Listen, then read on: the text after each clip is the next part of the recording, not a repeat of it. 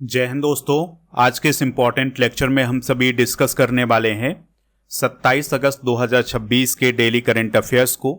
तो आप इस पूरे लेक्चर को बहुत ही ध्यान से लास्ट तक जरूर देखिएगा। लास्ट में आपसे क्वेश्चन पूछा जाएगा जिसका आंसर कमेंट बॉक्स में बताना है। तो पहला और इम्पॉर्टेंट क्वेश्चन है, मिशन समृद्ध गांव योजना का शुभारंभ किसने किया है? शिवराज सिंह चौहान जी ने किया है। तो केंद्रीय कृषि एवं किसान कल्याण तथा ग्रामीण विकास मंत्री शिवराज सिंह चौहान ने नई दिल्ली में मिशन समृद्ध गांव योजना का शुभारंभ किया है, जिसका उद्देश्य है प्रत्येक परिवार को रोजगार और आजीविका का अवसर उपलब्ध कराना। इस योजना के माध्यम से गांव में बुनियादी सुविधाएं सुनिश्चित की जाएंगी और पलायन को रोका जाएगा। गांव को समृद्ध, आत्मनिर्भर और गरीबी मुक्त बनाने की दिशा में प्रयास किए जाएंगे। और इस योजना के माध्यम से जो मध्य प्रदेश के सीहोर जिले में बुधनी है और देवास जिले में जो खातेगांव ब्लॉक है उसको पायलट मॉडल के रूप में डेवलप किया जाएगा। हाल ही में केंद्र सरकार की कुछ और योजनाएं चर्चा में रही हैं, चलिए उनको भी देखते हैं। समुद्र मंथन योजना 2030-31 तक के लिए लॉन्च की गई है। 84,000 करोड़ रुपए की योजना है। इसके माध्यम से समुद्री तेल और गैस की खोज की जाएगी। प्रधानमंत्री सूर्य सरोवर योजना को केंद्रीय मंत्रिमंडल ने मंजूरी दी है। 5,000 करोड़ रुपए की योजना है, 5 वर्ष की योजना है और इसमें 33 सौर फोटोवोल्टिक परियोजनाओं को डेवलप किया जाएगा। गोवर्धन योजना भी चर्चा में रही है। केंद्रीय मंत्रिमंडल ने मंजूरी दी है। 23,731 करोड़ रुपए की योजना है और 2026-27 से 2035-36 तक की योजना है। इस योजना के माध्यम से गोबर, कृषि अवशेष और जैविक कचरे से बायोगैस बनाई जाएगी और जैविक खाद का निर्माण किया जाएगा। अगला क्वेश्चन है, कहो कालिदास पुस्तक के लेखक कौन है? तो इस पुस्तक का हाल ही में विमोचन हुआ है, इसलिए ये चर्चा में है। तो इस पुस्तक के लेखक हैं युगल जोशी। तो कहो कालिदास पुस्तक का विमोचन हाल ही में किया गया है, जिसके लेखक हैं युगल जोशी। इसका विमोचन किया है संस्कृति और पर्यटन मंत्री गजेंद्र सिंह शेखावत जी ने। इस पुस्तक में हमारे जो महान कवि कालिदास जी हैं उनके व्यक्तित्व और उनके साहित्यिक जीवन को एक नए दृष्टिकोण से प्रस्तुत किया गया है। कवि कालिदास की बात करें तो ये गुप्त काल से संबंधित हैं, यानी 4वीं-5वीं शताब्दी से संबंधित हैं। इनकी भाषा रही है संस्कृत और ये संस्कृत साहित्य के महानतम कवि और नाटककार रहे हैं। दोस्तों, इनसे संबंधित राजा हैं चंद्रगुप्त द्वितीय यानी विक्रमादित्य। इन्हें भारतीय साहित्य का शेक्सपियर भी कहा जाता है। इनकी कुछ प्रमुख रचनाएं हैं रघुवंशम, कुमार संभवम, मेघदूतम, ऋतु संहार, अभिज्ञान शाकुंतलम और विक्रमोर्वशीयम और मालविकाग्निमित्रम। कुछ प्रमुख पुस्तकें डिस्कस करते हैं। तो अगथियार पुस्तक जो है वो सीपी राधाकृष्णन जी की पुस्तक है। इंडियाज फर्स्ट ओलंपिक गोल्ड के अरुमुगम की पुस्तक है। Waiter never stops Shyam Srinivasan की। View from the east wing Jill Widen की है और the library man of India CP Radhakrishnan की। All time favourite friendship stories है रस्किन बॉन्ड की। Waiter never stop Shyam Srinivasan की पुस्तक है और the curious and the classified Manoj Mukund Naravane की। The lawful and the awful पुस्तक है तुषार मेहता की और अपनापन है शिवराज सिंह चौहान की। ऑपरेशन इकोनॉमिक आउटकास्ट की शुरुआत किस देश ने की है? आंसर हो जाएगा अमेरिका। तो अमेरिका ने ऑपरेशन इकोनॉमिक आउटकास्ट की शुरुआत की है और ये ईरान के खिलाफ की है 24 अगस्त 2026 को। और इसकी घोषणा की है अमेरिका के वित्त मंत्री स्कॉट वेसेंट ने। इसका मुख्य उद्देश्य है कि जो ईरान है उसके राजस्व स्रोतों, तेल नेटवर्क और जो ईरान का व्यापार है और जो उसके व्यापारिक संबंध है उस पर आर्थिक दबाव डाला जाए। कुछ इम्पॉर्टेंट ऑपरेशन डिस्कस करते हैं। तो ऑपरेशन जल राहत हाल ही में असम में जो बाढ़ आई थी उसमें चलाया गया था। ऑपरेशन अमिस्ताद वेनेजुएला में जो भूकंप आया था उसमें भारत ने मदद करने के लिए चलाया था। ऑपरेशन सुरक्षित साइबर स्पेस गुजरात में चलाया गया था। इसमें ऑनलाइन धोखाधड़ी से बचाव के लिए चलाया गया अभियान था और ये गुजरात पुलिस ने चलाया था। ऑपरेशन डेल्टा हंट भी गुजरात में चलाया गया था तो अवैध रूप से जो गुजरात में विदेशी नागरिक विशेषकर बांग्लादेशी घुसपैठिए रह रहे थे उनकी पहचान करने के लिए चलाया गया था। ऑपरेशन एपिक फ्यूरी अमेरिका द्वारा ईरान के सैन्य ठिकानों के विरुद्ध चलाया गया था। ऑपरेशन रोरिंग लाइन इजराइल द्वारा ईरान के विरुद्ध चलाया गया था।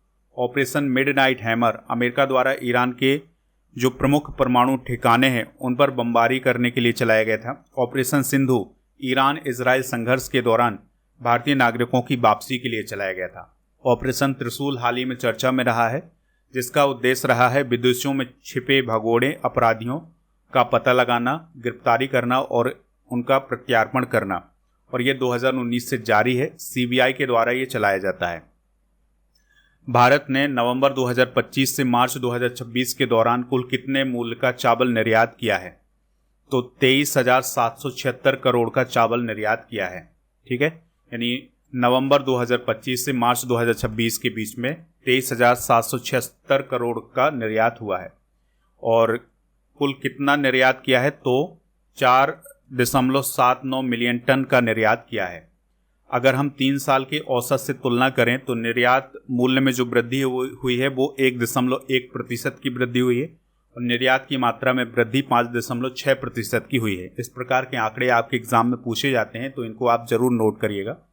भारत किन देशों को सबसे ज़्यादा चावल निर्यात करता है? तो यूएई को करता है, बेल्जियम को, जर्मनी को, फ्रांस को, यूके को। ठीक है, और अगर हम यूएई की बात करें तो इसमें चावल निर्यात में जो वृद्धि हुई है वो 65% की वृद्धि हुई है।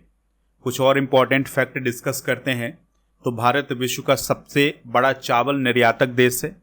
170 से अधिक देशों में भारत के द्वारा चावल निर्यात किया जाता है और वार्षिक निर्यात 2 करोड़ मैट्रिक टन से अधिक है भारत का। भारत लगभग 150.18 मिलियन टन उत्पादन के साथ चीन को पीछे छोड़ करके विश्व का सबसे बड़ा चावल उत्पादक देश बना है हाल ही में। भारत में चावल का सबसे ज़्यादा उत्पादन पश्चिम बंगाल में होता है। अगला क्वेश्चन है, तियांगोंग अल्ट्रा रोबोट ने 100 मीटर दौड़ कितने समय में पूरी करके नया रिकॉर्ड बनाया है? तो इसने 9.39 सेकेंड में 100 मीटर दौड़ को पूरा किया है। तो देखिए दोस्तों, चाइना में रोबोट्स के खेल आयोजित किए जा रहे हैं, यानी रोबोट्स की प्रतियोगिताएं आयोजित की जा रही हैं और इसमें विभिन्न प्रकार के खेल आयोजित किए जा रहे हैं। तो इसमें एक 100 मीटर दौड़ का खेल आयोजित किया गया था, प्रतियोगिता आयोजित की गई थी, जिसमें तियांगोंग अल्ट्रा रोबोट ने 100 मीटर दौड़ को रिकॉर्ड समय में पूरा किया है और उसेन बोल्ट का रिकॉर्ड भी तोड़ दिया है। ठीक है, तो इस रोबोट ने ये जो 100 मीटर की दूरी है ये 9.39 सेकेंड में पूरी की है। रोबोट का नाम जरूर याद रखिएगा, तियांगोंग अल्ट्रा रोबोट।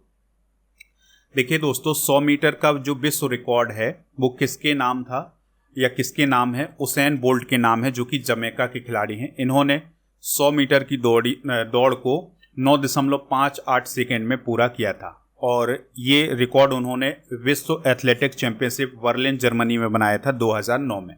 चाइना में जो प्रतियोगिता आयोजित की जा रही या जो रोबोट्स के गेम्स आयोजित किए जा रहे हैं उस प्रतियोगिता का नाम है विश्व ह्यूमनॉइड रोबोट गेम्स 2026। तो ये बीजिंग चाइना में आयोजित किए जा रहे हैं 22 से 26 अगस्त के बीच में। तो इसमें 16 देशों की 666 टीमों ने हिस्सा लिया है और 2056 रोबोट इसमें शामिल हुए हैं। तो इसमें विभिन्न प्रकार के खेल आयोजित किए जा रहे हैं। दिल्ली लक्ष्मी योजना की शुरुआत किसने की है? तो रेखा गुप्ता जी ने की है, जो कि दिल्ली की चीफ मिनिस्टर हैं। ठीक है, तो इसका उद्देश्य है, यानी इस योजना का उद्देश्य है महिलाओं को आर्थिक सुरक्षा प्रदान करना और उन्हें आत्मनिर्भर बनाना। तो इसकी जो लाभार्थी होंगी वो दिल्ली की महिलाएं होगी और इस योजना के माध्यम से दिल्ली की महिलाओं को 2500 रुपये प्रति माह प्रदान किए जाएंगे। इस प्रकार की योजनाएं काफ़ी राज्यों में शुरू हो चुकी हैं, जैसे मध्य प्रदेश में लाडली बहना योजना, इसी प्रकार की योजना महाराष्ट्र में भी शुरू हुई है, अब दिल्ली में भी शुरू हो गई है। दिल्ली के बारे में अगर हम बात करें तो नई दिल्ली इसकी राजधानी है। तरनजीत सिंह संधू यहाँ के उपराज्यपाल हैं, रेखा गुप्ता चीफ मिनिस्टर हैं, ये बीजेपी की हैं और यहाँ पर विधानसभा की 70 सीटें हैं।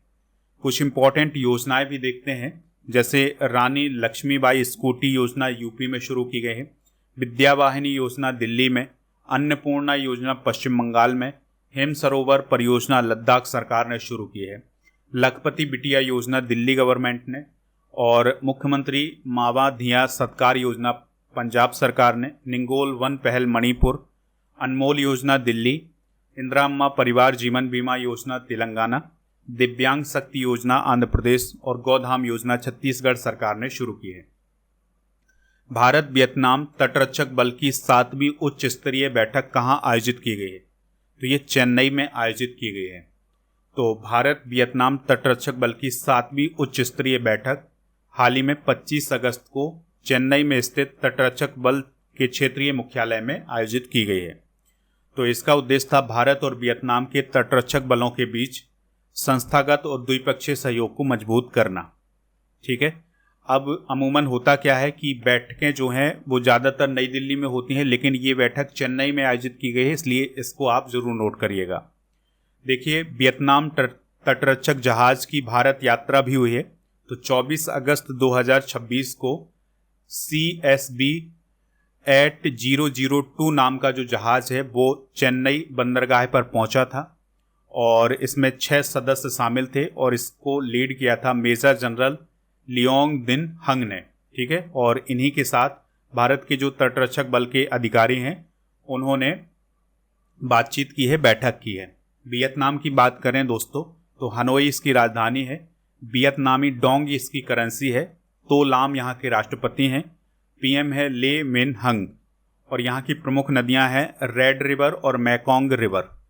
मैकोंग रिवर सबसे इम्पॉर्टेंट है, यह दक्षिण पूर्व एशिया की सबसे लंबी नदी है, 6 देशों से होकर के बहती है, China, Myanmar, Laos, Thailand, Cambodia और वियतनाम। अगला क्वेश्चन है, स्वदेशी सैन्य लड़ाकू पैरासूट प्रणाली का परीक्षण कहाँ किया गया है? तो लेह लद्दाख में स्वदेशी सैन्य लड़ाकू पैरासूट प्रणाली का हाल ही में परीक्षण किया गया है। परीक्षण किसने किया है? DRDO यानी defence research and development organisation के द्वारा इस पैरासूट का हाल ही में परीक्षण किया गया है। 26 अगस्त को इसका परीक्षण हुआ है और न्योमा मुध ड्रॉप जोन लेह लद्दाख में इसका परीक्षण किया गया है। तो ये सैनिकों के लिए बनाया गया पैरासूट प्रणाली है जिसका इस्तेमाल सैनिक कर सकते हैं। ठीक है। तो इसका जो परीक्षण किया गया है वो समुद्र तल से 22,000 फीट की ऊंचाई पर किया गया है और -15 डिग्री सेल्सियस के तापमान पर ये किया गया है। इसमें जो परीक्षण किया गया था इसमें wing commander Rahul Jha, RJ Singh और विवेक तिवारी शामिल हुए थे। इसका उद्देश्य है भारतीय सशस्त्र बलों के जवानों की उच्च ऊंचाई पर सुरक्षित तैनाती के लिए स्वदेशी पैरासूट प्रणाली प्रदान करना। और इसका जो पिछला परीक्षण हुआ था ये अक्टूबर 2025 में हुआ था 32,000 फीट की ऊंचाई से। DRDO की बात हुई है तो इसे defence research and development organisation बोला जाता है। 1958 में इसकी स्थापना हुई थी, नई दिल्ली में हेडक्वार्टर है और इसका काम है भारतीय सेना के लिए आधुनिक हथियार तैयार करना, मिसाइल, रडार और ड्रोन तैयार करना। दोस्तों, जो वर्तमान में हमारे रक्षा सचिव हैं राजेश कुमार सिंह, उन्हें DRDO के नए अध्यक्ष का अतिरिक्त प्रभार दिया गया है। अगला क्वेश्चन है, डाइविंग सपोर्ट वेसल निपुण का कमीशन कब किया जाएगा? यानी कि जो डाइविंग सपोर्ट वेसल है निपुण, उसको कब कमीशन किया जाएगा? तो 31 अगस्त 2026 को कमीशन किया जाएगा। ठीक है। और इसको मुंबई नौसैनिक डॉक यार्ड में कमीशन किया जाएगा और यह एक डाइविंग सपोर्ट वेसल है।